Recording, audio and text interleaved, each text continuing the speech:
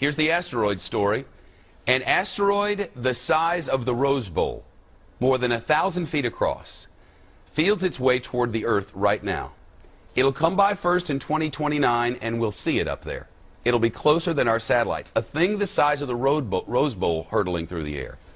And then it comes again in 2036, and that's when it may get interesting. The debate over just how close it'll get is sparking some serious debate between Russian scientists and American scientists. Here's a satellite picture of the thing. This is from, well, with this and, you know, this tells you nothing. But see it there? I don't know, that circly thing in the middle maybe? This was from 2004. It doesn't look very intimidating here. Both sides seem to agree that in 3 decades the asteroid will fly very close to Earth. But Russian scientists warn that our planet's gravity could change the asteroid's path and set it on a collision course. NASA scientists say there is a minuscule, little bitty chance of that happening. 1 in 250,000. Better than winning the lotto, and somebody will. Joining us now, Michio Kaku. He's a theoretical physics professor at City University of New York, CUNY. He's also the author of Physics of the Future, and a new book coming out in about a month, and we'll tell you about that in about a month. So, good to see you. 2029, it flies by underneath the satellites. That's right. Mark it on your calendar. Friday the 13th, April 2036.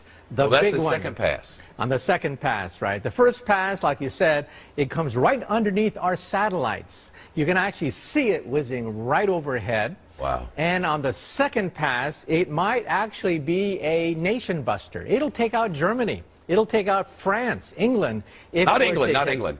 Right. Or the entire northeast of the United States. Careful. It'll hit with the force of 100,000 Hiroshima bombs. Really? If it hits? If it hits, right. It's a catastrophe beyond human comprehension. And the head of the Russian Space Agency has said that the Russian scientists should think of some ways of deflecting it or handling this menace in 2036. What are we going to do? Shoot it with a laser?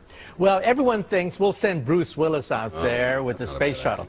But the space shuttle can't even reach outer space. We're phasing it out, and the space shuttle only spins wheels around the planet Earth. It cannot even go to deep space. We need a new booster rocket to take us out there. Maybe China will build us one. Maybe, and then we have to nudge it out of the way. The farther it is, the easier it is to push it out with rockets so it'll miss the planet Earth.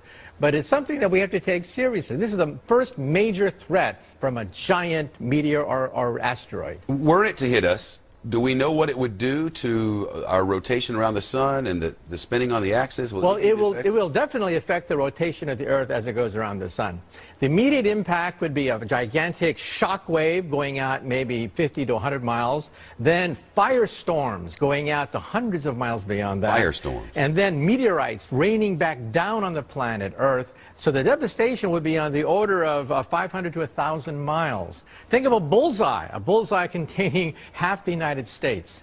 That's the potential impact. And again, it's a very tiny probability, but we're watching it very carefully. Because the thinking among some of these Russian scientists is that the first time it passes, the gravitational pull of the Earth could pull it closer, and then on the second pass in 2036, the wild card is also the atmospheric disturbances. It's going to come right to the outskirts of our own atmosphere. Friction is going to take place, and that's unpredictable. We simply don't know how it's going to react as it whizzes through the atmosphere of the Earth, and that could affect the second pass, and that's why we're keeping our fingers crossed in 2036. 2 sets of fingers crossed. But isn't the world ending in 2012? The Mayan calendar seems to indicate. Well, if you look at the Mayan calendar, it actually says that it's cyclical, and we could be witnessing a rebirth. We should be celebrating then. And personally, I hope to be around in 2013. So don't sell the store, don't get divorced, don't ruin your life in 2012. All right, I'm sure some people will. News from the future. 2012 is going to be weird. It's great to see you. I'll see you in a month for that new book, right? Right, Physics of the Future, about the next 50 to 100 years. I can't wait. You interviewed 300 scientists. Hi, I'm Jim Green, Director of Planetary Science at NASA. You know, NASA works with the international science community to explore our solar system and beyond. We look to unravel the mysteries that intrigue us all as we explore and answer the big questions. Questions like, how did the Earth originate and change over time? How did the solar system begin and evolve? And what will be its destiny? What will be our destiny? Last July 14th, NASA's New Horizons spacecraft flew past Pluto, capping a half-century of exploration of our solar system.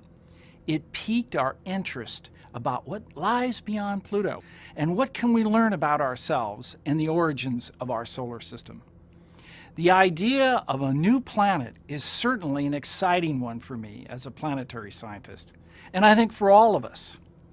The January 20th paper in the Astronomical Journal is fueling our interest in planetary exploration and stimulating a healthy debate that's part of the scientific process.